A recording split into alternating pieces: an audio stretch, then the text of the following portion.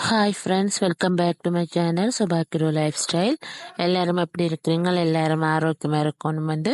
லக்ஷ்மி தேவியை கும்பிட்டு கொண்டு இந்தியான் பிரம்ம முகூர்த்த பூஜை வீடியோக்குள்ளே போகலாம். இன்றைக்கு என்னோட 6வது நாள் பிரம்ம முகூர்த்த பூஜை. நான் ஏற்கனவே சொல்லியிருக்கிறேன், 21 நாள் நான் தொடர்ந்து பிரம்ம முகூர்த்த தீபம் ஏற்ற போறேன்னு சொல்லி. ஸோ அதில் இன்றைக்கு 6வது நாள் பூஜை.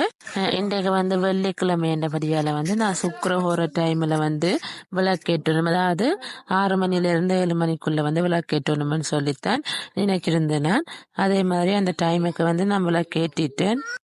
இன்றைக்கு 6வது நாள் பிரம்ம முகூர்த்த தீபம் எந்த ஒரு தடங்களும் இல்லாம நல்லபடியா போய்கொண்டிருக்குது. 21 நாளும் எந்த ஒரு தடங்களும் இல்லாம நல்லபடியா நான் இந்த பிரம்ம முகூர்த்த தீபம் ஏற்றணும், என்னோட வேண்டுதல் நடக்கணும்.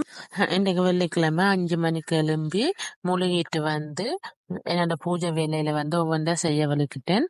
ஃபர்ஸ்ட் நிலைவாசல் எல்லாமே கழுவிட்டு அதுக்கு பிறகு தண்ணிக்கு மஞ்சள் தூளும் பச்சை கற்பூரமும் கொஞ்சம் பன்னீரும் மிக்ஸ் பண்ணிட்டு சுவாமி படங்கள் எல்லாமே துடைச்சி எடுத்துட்டேன்.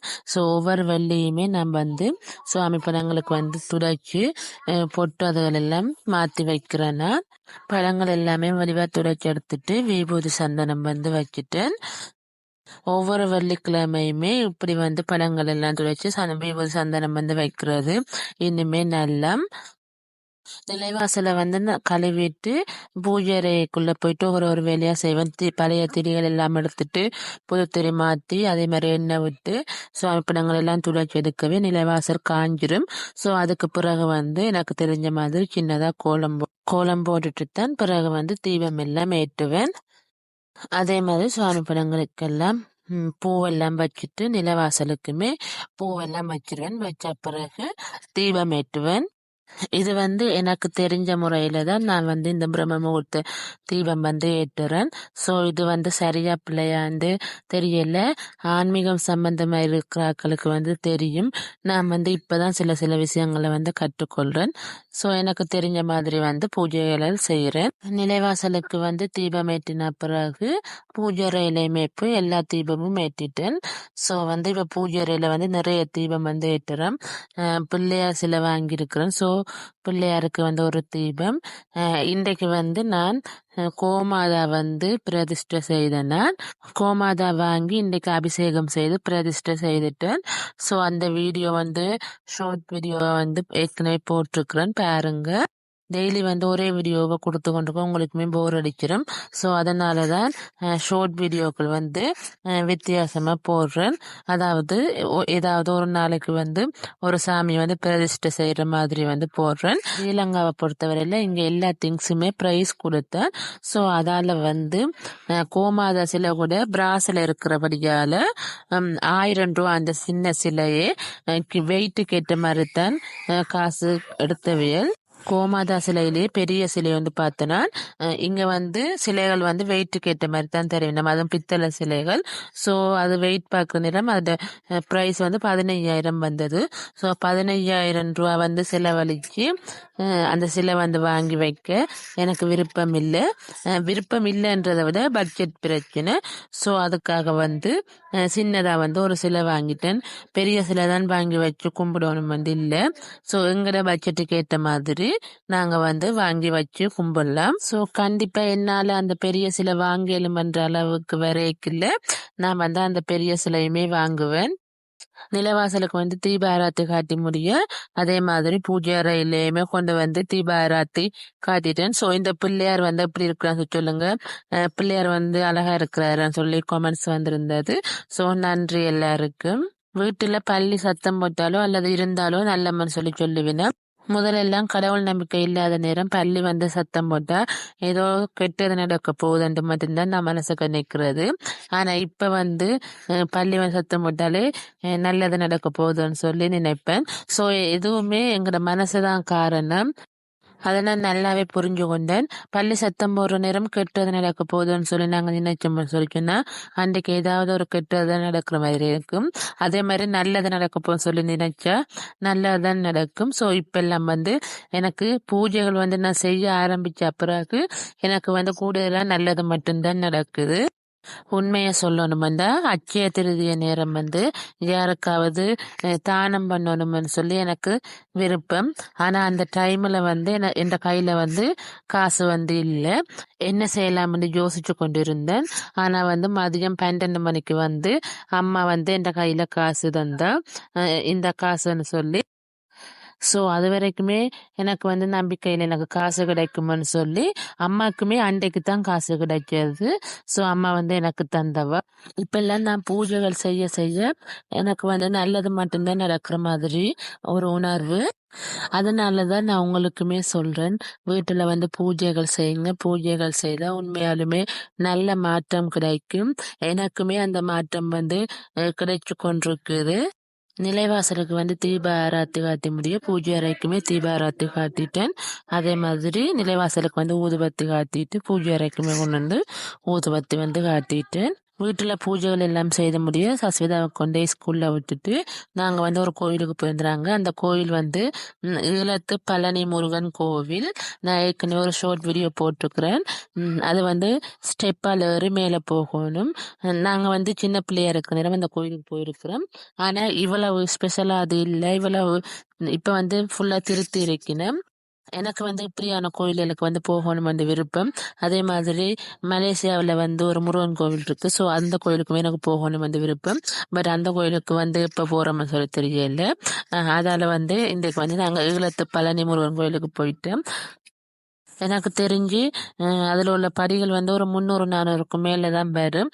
ஸோ அதுக்கு மேலே ஏறி போய் தான் அந்த கோயில் இருக்குது. கோயில் வந்து சின்ன கோயில் தான், ஆனால் மலை உச்சியில் இருக்குது.